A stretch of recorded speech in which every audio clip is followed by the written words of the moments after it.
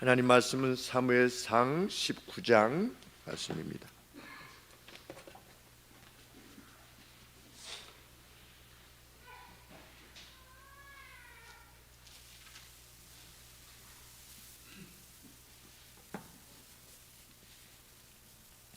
사울이 그 아들 요나단과 그 모든 신하에게 다윗을 죽이라 말하였더니 사울의 아들 요나단이 다윗을 심히 기뻐하므로 그가 다윗에게 고하여 가로되 내 붙인 사울이 너를 죽이기를 꾀하시느니라. 그러므로 이제 청하노니 아침에 조심하여 은밀한 곳에 숨어 있으라. 내가 나가서 너 있는 들에서 내 붙인 곁에 서서 내 일을 내 붙인과 말하다가 무엇을 보거든 내게 알게 하리라 하고, 요나단이 그 아비 사울에게 다윗을 포장하여 가로되 원컨대 왕은 신하 다윗에게 범죄치 마옵소서. 그는 왕께 득죄하지 아니하였고 그가 왕께 행한 일은 심히 선함이니이다. 그가 자기 생명을 아끼지 아니하고 블레셋 사람을 죽였고 여호와께서는 온 이스라엘을 위하여 큰 구원을 이루셨으므로 왕이 이를 보고 기뻐하셨거늘 어찌 무고히 다윗을 죽여 무지한 피를 흘려 범죄하려 하시나이까. 사울이 요나단의 말을 듣고 맹세하되 여호와께서 사시거니와 그가 죽음을 당치 아니하리라. 요나단이 다윗을 불러 그 모든 일을 알게 하고 그를 사울에게로 인도하니 그가 사울 앞에 여전히 있으니라. 전쟁이 다시 있으므로 다윗이 나가서 블레셋 사람들과 싸워 그들을 크게 도륙하며 그들이 그 앞에서 도망하니라. 사울이 손에 단창을 가지고 그 집에 앉았을 때 여호와의 부리신 악신이 사울에게 접하였으므로 다윗이 손으로 수금을 탈 때에 사울이 단창으로 다윗을 벽에 박으려 하였으나 그는 사울의 앞을 피하고 사울의 창은 벽계에 박힌지라. 다윗이 그 밤에 도피하며 사울이 사자들을 다윗의 집에 보내어 그를 지키다가 아침에 그를 죽이게 하려 한지라. 다윗의 아내 미갈이 다윗에게 일러 가로되 당신이 이 밤에 당신의 생명을 구하지 아니하면 내일에는 죽임을 당하리라 하고, 미갈이 다윗을 창에서 달아 내리우매 그가 도망하여 피하니라. 미갈이 우상을 취하여 침상에 뉘고 염소털로 엮은 것을 그 머리에 씌우고 의복으로 그것을 덮었더니 사울이 사자들을 보내어 다윗을 잡으려 하며 미갈이 가로되 그가 병들었느니라. 사울이 또 사자들을 보내어 다윗을 보라 하며 이르되 그를 침상채 내기로 가져오라. 내가 그를 죽이리라. 사자들이 들어가 본즉 침상에 우상이 있고 염소털로 엮은 것이 그 머리에 있었더라. 사울이 미갈에게 이르되 넌 어찌하여 이처럼 나를 속여 내 대적을 놓아 피하게 하였느냐. 미갈이 사울에게 대답하되 그가 내게 이르기를 나를 놓아 가게 하라. 어찌하여 나로 너를 죽이게 하겠느냐 하더이다 하니라.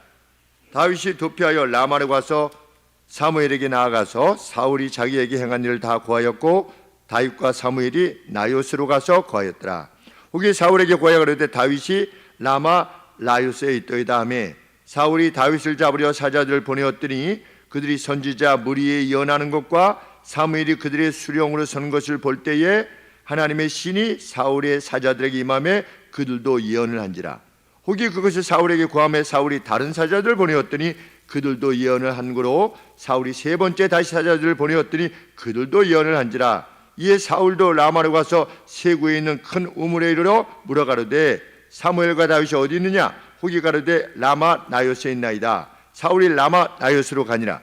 하나님의 신이 그에게도 임하시니 그가 라마 나요스에 이르기까지 행하며 예언을 하였으며 그가 또 그 옷을 벗고 사무엘 앞에서 예언을 하며 종일 종야에 벌거벗은 몸으로 누웠었더라. 그러므로 속담에 이르기를 사울도 선지자 중에 있느냐 하니라. 아멘. 골리앗을 죽인 이후로 사울이 다윗을 죽이기로 결심을 합니다. 불과 하루 사이에 그런 결정을 내리게 됩니다. 하나님의 영이 떠난 사람들의 태도입니다. 그래서 아들 요나단과 자신의 신하들에게 다윗을 죽일 것을 명령합니다. 목숨을 걸고 나가서 이스라엘의 승리를 가져왔던 다윗을 정적으로 이해한 것입니다. 제거해야만 되는 정적으로 이해한 것이지요. 참 우리 예수님을 믿는 사람들끼리 어떤 이해관계로 인해서 부딪힘이 있다든지 아니면 노회 내에서 목사들끼리 어떤 알력이 있다든지 이게 정말 우리가 하나님의 밭에서 함께 일한다라고 하는 동역자요, 또 우리가 동료 순례자라고 하는 것을 상실하게 되면 사울과 같은 태도가 일어나게 됩니다.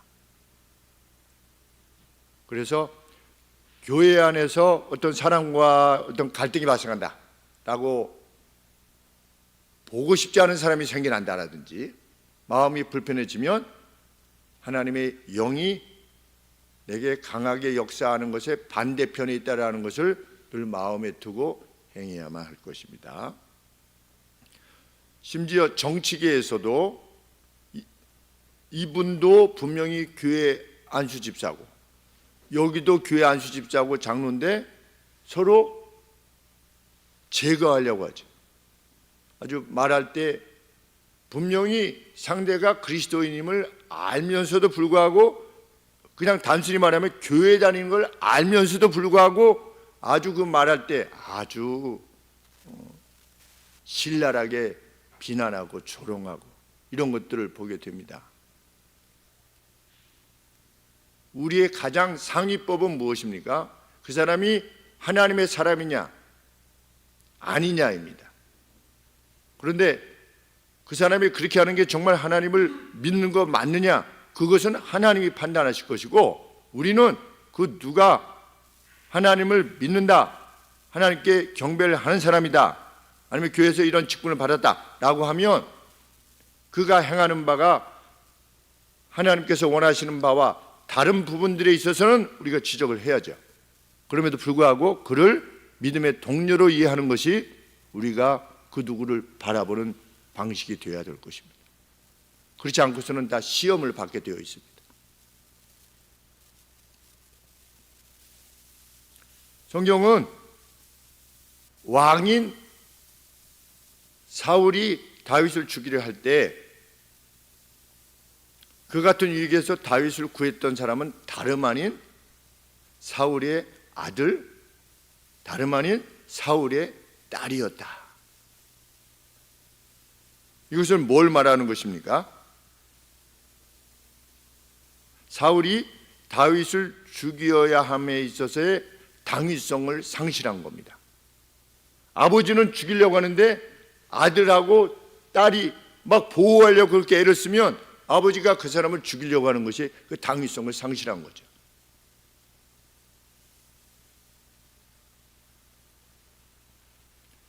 요나단이 먼저 다윗에게 너를 죽이려고 하신다. 내 아버지가. 앞에는 알았습니까? 몰랐습니까? 18장에 보면 18장의 내용을 보면 막 창을 막 이렇게 해도 그냥 다윗은 자기의 길을 그냥 간 겁니다. 사울이 자신에 대해서 어떤 마음을 지니고 있느냐에 대해서는 별 개의치 않고 딸 준다고 그러니까 아유 저 같은 사람이 어떻게 왕의 사위가 될 수 있겠습니까? 머리에 없는 거죠. 사울이 블레셋 사람을 통해 가지고 자기를 죽이려고 하는 것이, 그래서 지창금을 가져와라, 양피 100개를 가져오면 해주마, 나가서 싸우다가 죽도록 하기 위해서 그렇게 한 것에 대해서도 다윗이 워낙 순전하니까 거기에 대해서 생각을 두지 않는 겁니다. 아예. 그랬었는데 이제 요나단이 가르쳐 주는 거죠. 뭐라고? 우리 아버지가 너를 죽이려고 한다. 2절 말씀에 내 부친 사울이 너를 죽이기로 꾀하시느니라.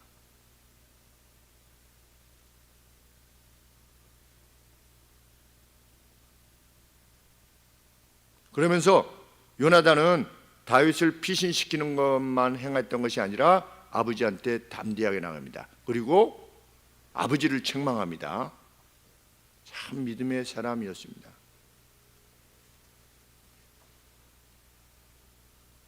사절 말씀에 왕은 신하 다윗에게 범죄치 마옵소서. 이거 얼마나 하기 어려운 말입니까? 아버지한테 아버지 죄를 범하지 마세요 이렇게 말한다는 것이 얼마나 힘든 말인가. 그러면서 왜 그게 범죄냐? 첫 번째, 그는 왕께 죄를 범하지 아니했습니다. 두 번째, 그가 왕에게 행한 일들은 심히 선한 것들 뿐이었습니다. 셋째, 그가 자기 생명을 아끼지 아니하고 블레셋 사람을 죽였습니다.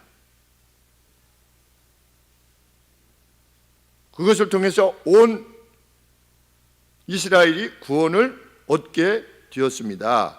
그리고 아버지 당신도 이것을 기뻐하셨습니다. 그런데 어떻게 죄도 없는데 다윗을 죽여서 무죄한 피를 흘려 범죄하려 하시나이까? 참 대단한 책망입니다. 아비 사울을 설득하는 거죠. 하나님이 구원하시겠지 이렇게 하면서 물러서지 않았습니다. 에스더처럼 나아간 거죠. 왕에게 죽으면 죽으리라고 하나님이 알아서 하시겠지. 그건 비겁한 사람의 특징이지요. 진리의 문제나 아니면 교회의 생존이 걸린 문제에 있어서 하나님께서 또 구원해내시겠지 라고 하는 것은, 그것은 비겁한 사람들이 하나님 앞에서의 비겁한 사람, 우리 요한계시록에 보면 비겁한 겁쟁이는 천국이 없다고 그랬습니다. 코월들리 이런 표현을 썼습니다. 는 천성에 없다. 하나님 나라 위해서 용기를 내지 못하는, 그러면 그때 당시에 용기를 내지 못하는 것은 무엇이겠습니까? 로마 정부가 로마 황제를 신으로 섬겨라 라고 하는 것을 우리는 그렇게 할 수 없어 라고 하지 못하는 것이 그게 뭐냐? 그게 겁쟁인 겁니다.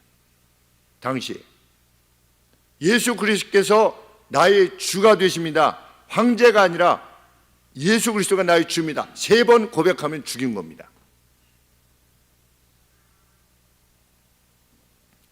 그런데 분명한 아버지의 죄악을 보면서도 그냥 하나님께서 알아서 하시겠죠 이게 하시지 않고 적극적으로 나선 거지요. 이 요나단의 언급을 보면 요나단은 골리앗에 대한 승리가 다윗 개인에 의한 것이 아니라고 하는 것을 이미 확인하고 있었습니다. 뭐라고 말하고 있기 때문입니까? 그가 자기 생명을 아끼지 아니하고 블레셋 사람을 죽였습니다. 그런데 여호와께서는 온 이스라엘 위하여 큰 구원을 이루셨습니다. 누굴 통해서? 다윗을 통해서 이스라엘의 큰 구원을 이루신 분은 누구시냐? 하나님이시라는 겁니다. 그런데 하나님이 들어서 사용하시는 이 다윗을 죽이면 그건 누구를 맞서는 거다? 하나님을 맞서는 거다.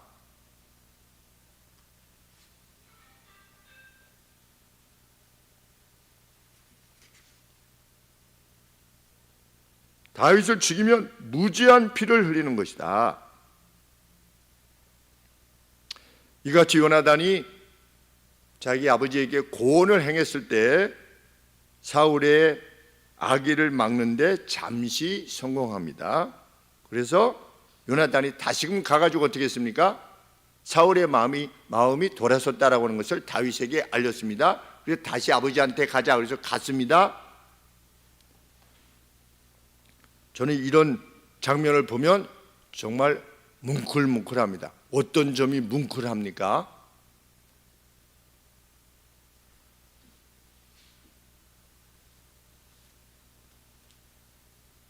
7절이 뭉클한데 7절이 왜 뭉클합니까? 요나단이 다윗을 불러 그 모든 일을 알게 하고 그를 사울에게로 인도하니 그가 사울 앞에 예전과 같이 있으니라. 뭐가 뭉클합니까? 어떤 점이? 감동이 되는 거예요.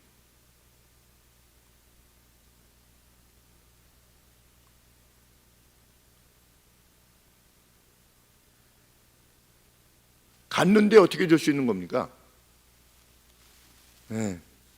요나단이 자 우리 아버지가 너에 대해서 이걸 다 풀었어. 자 다윗아 가자. 요나단에 대한 절대적인 신뢰가 없으면 가면 죽을 수도 있는 겁니다. 그런데도 요나단이 가자라고 했을 때 다윗이 간 겁니다. 다윗의 위대한 점들은 이런 면들에 있었습니다.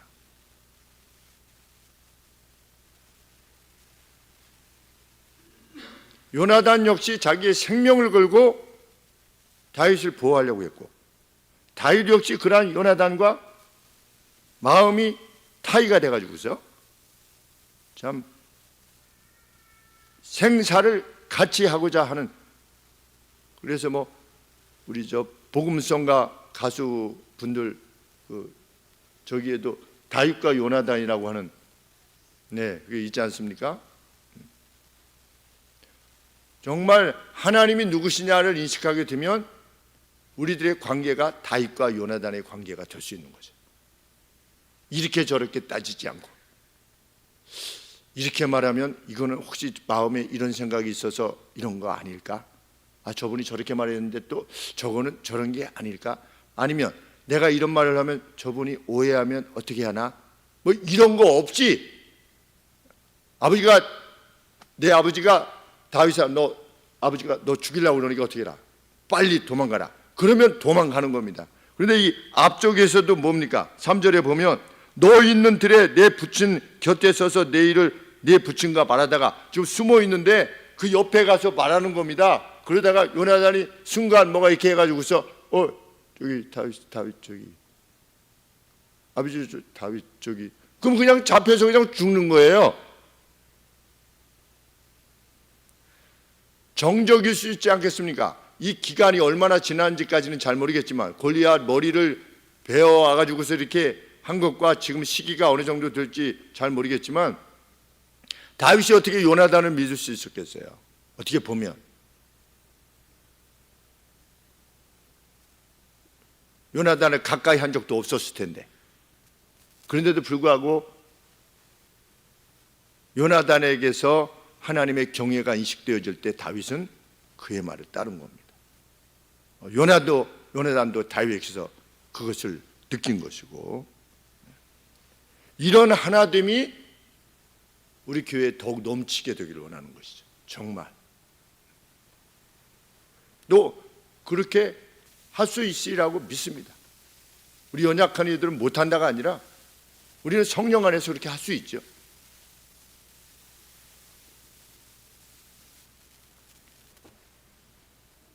사울의 마음이 오래가지 못했습니다. 다시금 다윗이 큰 승리를 거두고 돌아와서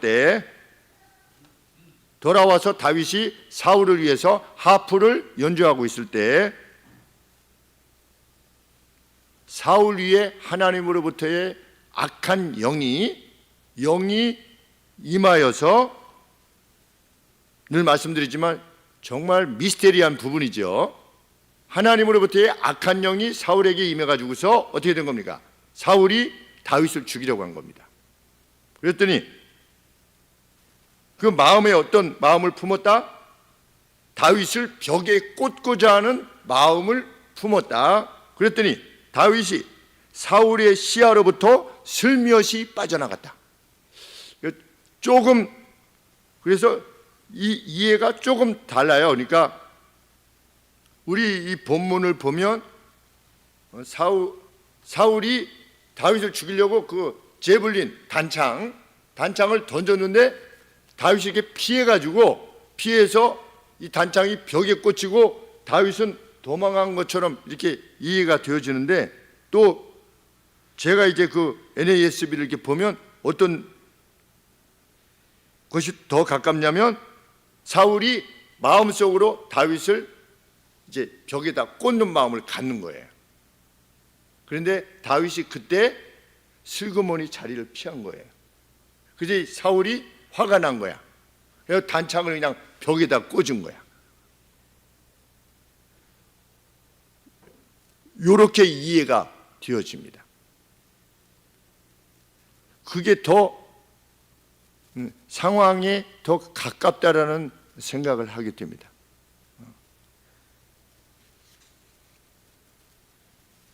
그만큼 사울이 다윗을 죽이려고 한 것이죠. 그래서 어디로 도망갔느냐? 자기 집으로 도망간 겁니다.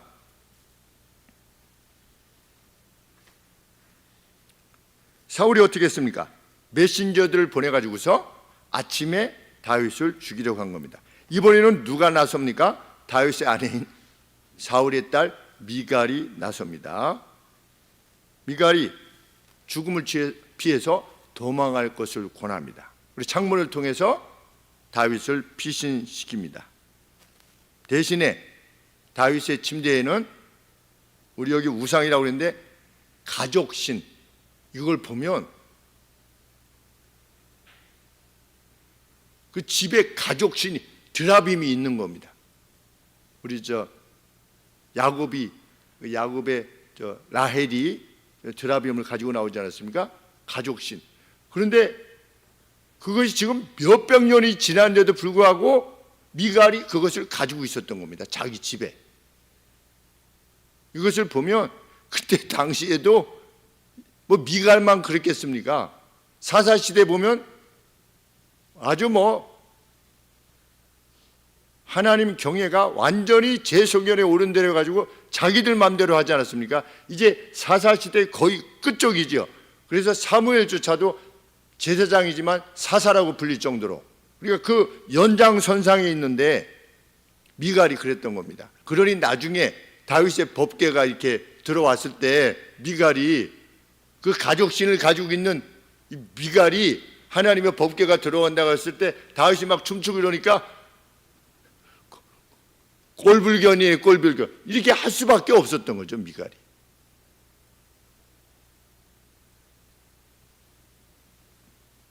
그 가족신에다가 염소털을 입혀가지고 다윗이 병든 것 같이 위장해서 다윗이 도망할 시간을 봅니다.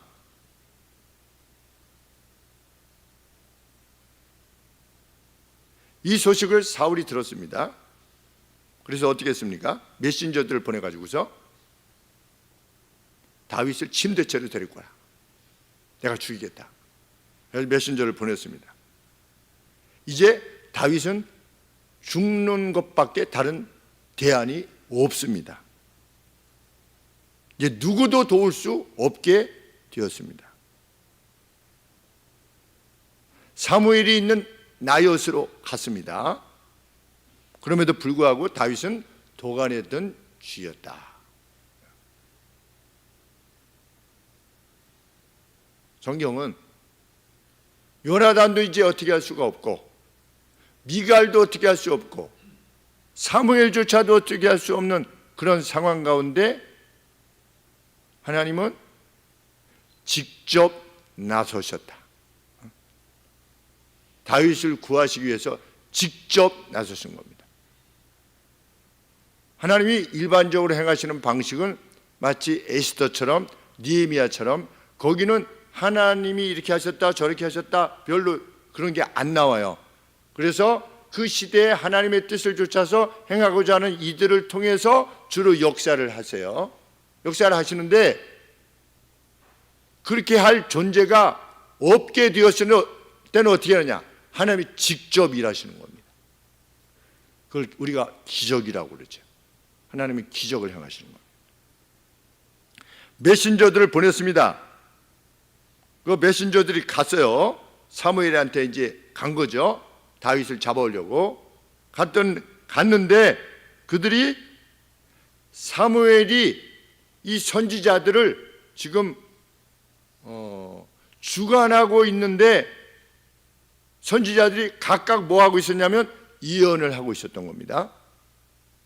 늘 말씀드리지만 성경에서 말하는 예언이라고 하는 것은 무슨 앞에 있는 일을 말한다 이런 차원이라기보다 하나님의 뜻을 풀어 설명하는 그것에 가깝다는 거죠. 요나 선지자가 가서 이 성이 멸망할 것이다 예언이지요. 회개하라 이 성이 멸망할 거다 이게 예언이에요. 그런데 회개하면 어떻게 되는 겁니까? 용서가 되는 거예요. 우리가 앞으로 일어날 일을 말하기는 말하는 건데 언제든지 유동성이 있고 더 강조되는 바는 뭐다? 당신들이 지금 이렇게 하다가는 이렇게 된다 라고 하는 것을 말하는 것이 그게 예언입니다. 그래서 신약 시대에도 고린도 교회 같은데 예언의 은사를 받은 사람들이 있고 모세의 누이였던 미리암도 예언을 했던 거죠. 하나님의 은혜를 입어서. 그런데 이 보내심을 받았던 메시저들이 어떻게 된 겁니까? 사무엘도 보고 선지자들이 예언하는 걸 보고 있는데 어떻게 된 거예요? 자기들도 예언을 하게 된 거예요. 하나님의 영이 그들에게 임해서. 상황이 그렇게 됐을 때 이 메신저들이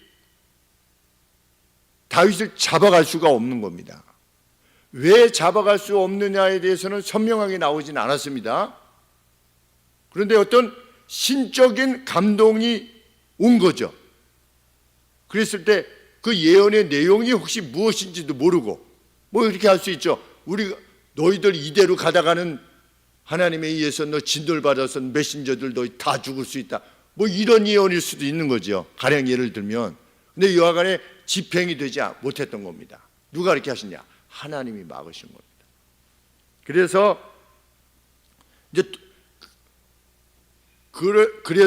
다윗이 이게 호송이 되지 못했다라고 하는 이야기를 들었을 때 사울이 어떻게 한 겁니까? 다시금 다른 메신저들을 보냈는데 세 차례나 보냈는데 세 차례 다 그들이 예언을 하게 된 겁니다. 그러면 사울이 어떻게 해야 됩니까? 멈춰야죠. 아, 하나님이 행하시는 바가 있구나. 두려워해야죠. 그런데 누구처럼 하지 않은 겁니까? 누구처럼 하나님 말씀을 하나님이 명백히 보여주시는데도 불구하고 계속 그 길을 간 겁니까? 누가 그랬습니까? 구약에 앞서서 하나님이 명백하게 보여주셨는데 계속해서 그 길을 간 사람.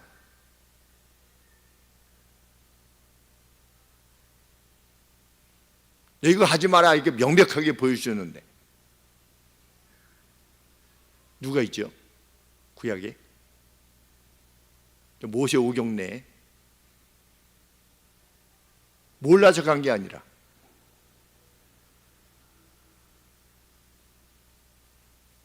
발람이 그랬죠. 발람이. 네. 저주가 있을지어다. 분명히 자기는 저주가 있을지어다 하는데 입에서 뭐가 나가는 겁니까? 막 축복이 나가는 겁니다. 그러니까 너 지금 뭐 하고 있는 거야?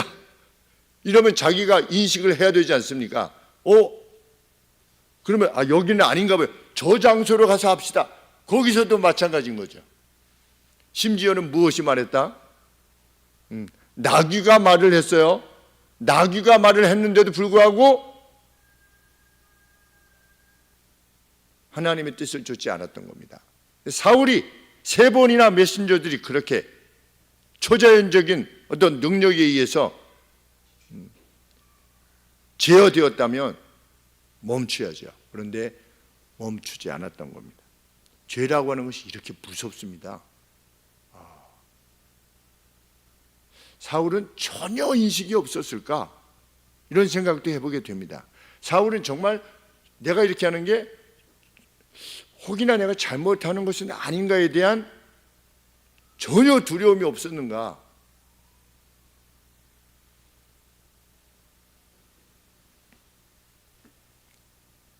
그래서 어떻게 했습니까?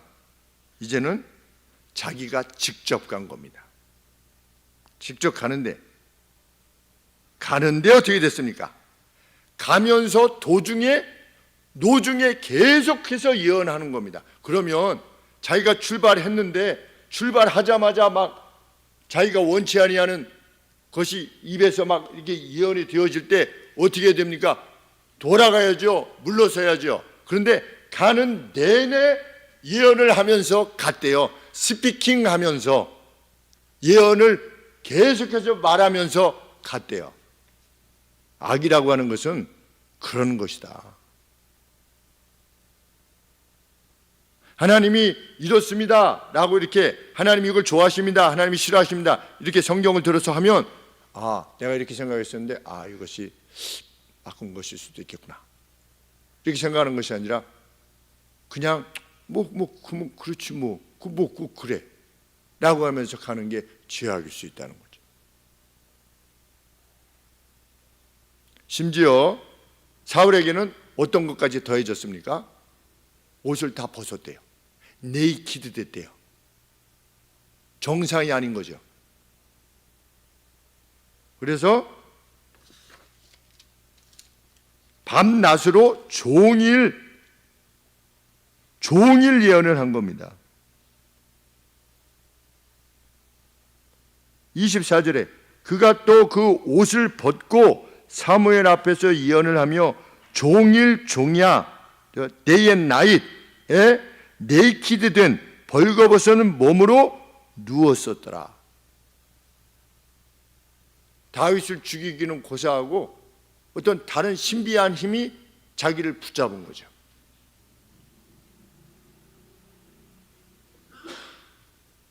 예전에 사울은 예언을 했습니다. 왕이 되기 전에. 그때는 하나님의 영이 임하셔서 예언을 한 거예요. 근데 이번에는 사울 자신의 죄악을 드러내시기 위해서 예언하도록 하신 겁니다. 전혀 다른 차원의 예언인 거지요. 그럼에도 사울이 돌아서지 않았습니다. 이 네이키드 됐다라고 하는 것은 무엇입니까? 무장해제됐다는 거죠. 사울이 완전히 다 쉽게 얘기하면 발가벗겨진 것이죠. 무장해제가 된 겁니다. 하나님이 그렇게 하신 겁니다. 하나님은 요나단도 못 돕고 미갈도 못 도울 때 하나님은 그렇게 직접 일하실 수 있으신 분이시다. 거기까지 우리가 믿어야 되는 겁니다. 거기까지 믿게 되기 위해서 성경 기록으로 남겨준 겁니다. 이제는 끝장이다라고 할 때도 하나님은 일하신다. 끝장이다라고 생각이 들 때 그 기회가 무슨 기회다? 하나님을 제대로 만날 수 있는 기회다. 왜? 그 이전에 풀어주면 누가 도운 겁니까? 요나단이 도운 거고 미갈이 도운 거죠. 그런데 그것이 아니라 아무도 없을 때, 역사하실 때 하나님의 크심을 체험하게 되는 것입니다. 다윗은 이런 하나님을 체험하게 된 것이지요. 오늘 우리가 섬기는 신, 우리가 섬기는 하나님이십니다. 우리는 하나님께서 우리에게 주신 도, 의를 향해서 용기 있게 나아갈 뿐입니다.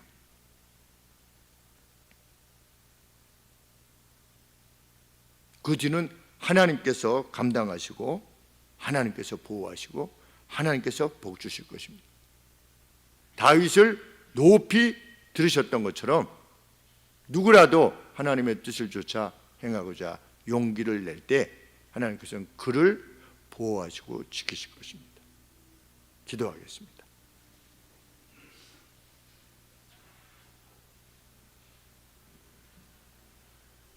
우리의 삶 가운데서도 하나님의 뜻대로 행하고자 하는 간절함과 용기를 주시옵시고, 하나님, 다윗이 시시각각 조여오는 그 죽음의 덫에도 불구하고 하나님에 의해서 노임을 받았던 때가 아버지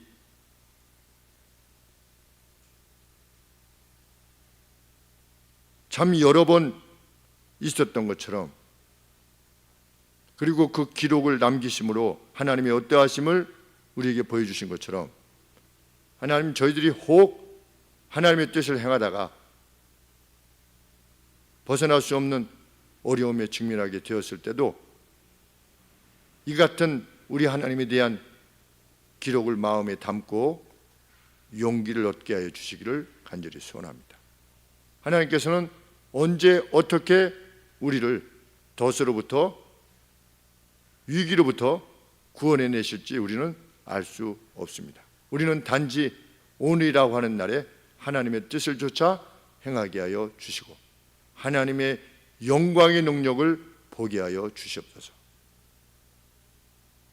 다시금 간구하오니 우리 양 집사님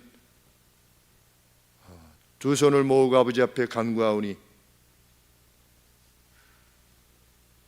내일의 대화 가운데 함께하여 주시고 주의 영이 함께해 주셔서 모든 문제가 선히 해결될 수 있도록 우리 하나님 은혜를 더하여 주시옵소서.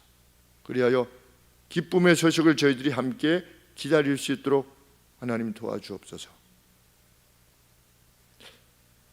실로 어려운 일이며 인간적으로 볼 때도 불가한 일처럼 보이는 아버지 이 일이기에 하나님 앞에 특별히 간구합니다. 모든 것에 능하신 하나님, 하나님에게는 이 일이 너무나 작은 일일 줄 압니다. 하나님께서 자비를 베푸시기만 하면 하나님 그 어떤 어려운 일도 아닌 줄 압니다. 하나님 불쌍히 여겨 주시옵소서. 또 예배당에 이전에 관계되어진 모든 시간 속에서 저희들이 평강을 상실하지 않도록 도와주시고 문산교회와 마지막까지 하나님께서 참 기뻐하시는 형제 교회로서의 그 우애 가운데 이 모든 일들이 이루어질 수 있도록 도와주시고 또 저희 몫을 하나님이 잘 감당케 하여 주옵소서. 예수님의 이름으로 기도합니다. 아멘.